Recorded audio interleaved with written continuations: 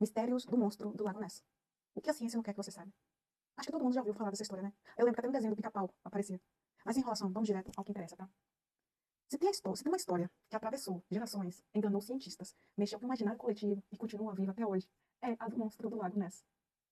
E não estamos falando de uma criatura mítica, não, tá? Estamos falando de décadas de registros, supressão de informação, manipulação de evidências e, principalmente, de um mistério que talvez, só talvez, nunca tenha sido solucionado de propósito. O que pouca gente sabe é que o primeiro relato de uma criatura estranha nas águas do Lago Ness não foi nos anos de 1930, como muita gente pensa, não, tá? Mas sim no século IV. Isso mesmo, tá? Mais de 1.500 anos atrás, já se falava de um ser desconhecido que vivia ali. Segundo documentos antigos, como a biografia de São Columba, datada de 565 depois de Cristo, ele teria enfrentado uma criatura no rio Ness. Dizem que ele ordenou que o monstro das águas recuasse e a criatura obedeceu. Coincidência? Ou um registro histórico ignorado de propósito? E quando a gente avança para o século XX, o caso só ganha ainda mais camadas, tá? Em 1933, uma construção de estrada à beira do lago aumentou o tráfego de pessoas na região. E com isso, os avistamentos começaram a pipocar. Foi nessa época que surgiram os primeiros relatos modernos de um ser de grande porte, com o pescoço longo, nadando de forma ondulante, cortando a superfície da água como se fosse uma serpente gigante. Então veio 1934, o ano da famosa foto do cirurgião. Aquela imagem em preto e branco, meio borrada, mostrando o que parecia ser o pescoço e a cabeça de uma criatura saindo da água. Décadas depois, essa foto foi declarada uma fraude, mas o estrago já estava feito, tá? O mundo inteiro já conhecia Ness. Mas agora, vamos para a parte que ninguém fala, tá?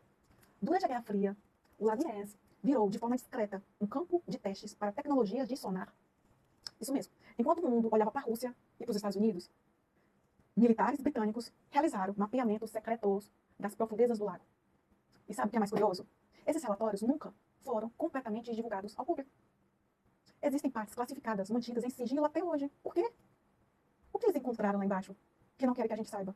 Além disso, existem rumores de que a própria CIA monitorou a região nos anos 60, sob o pretexto de estudar anormalidades geográficas. Agora, me diz, a CIA, com todos os recursos que tem, ia gastar tempo e dinheiro numa lenda folclórica?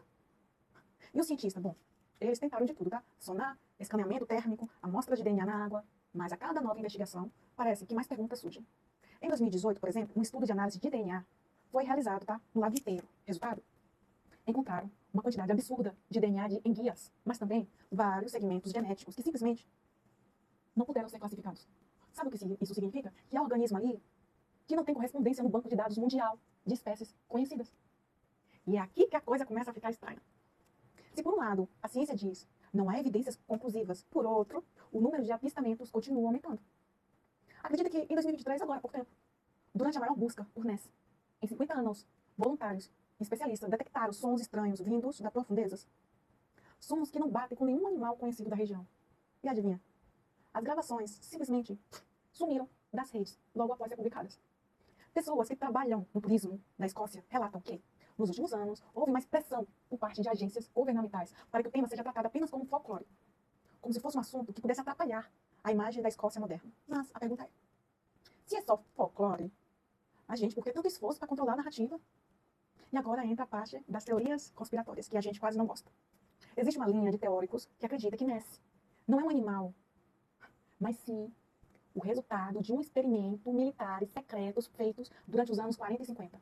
Uma criatura geneticamente alterada, liberada acidentalmente, ou talvez criada de propósito.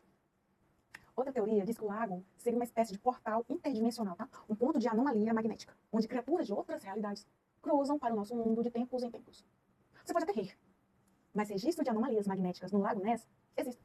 E estão documentados, tá? Por geólogos independentes. E tem mais. Algumas pessoas acreditam que o mistério do Lago Ness é mantido vivo não apenas por turismo, como uma distração proposital. Um teatro montado para desviar a atenção de experimentos militares, que continuam sendo realizados na região, a propósito. Agora, vamos falar de tecnologia. E tecnologia moderna, tá? Com o avanço dos drones, sonares de alta resolução e inteligência artificial de reconhecimento de formas, a busca por Ness ganhou um novo fôlego, tá? E em 2024 e agora em 2025 foram registrados mais de 10 avistamentos considerados oficiais, com testemunhos oculares, vídeos e sons de sonar. Vai achando que é bobagem.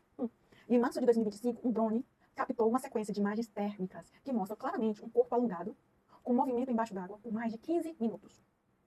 As imagens foram postadas, viralizaram e, como sempre, desapareceram misteriosamente depois de algumas horas. Tu já ia pesquisar, né? Tenho certeza que tu já ia. Não, sumiu. Coincidência? Agora deixa eu te fazer uma pergunta direta.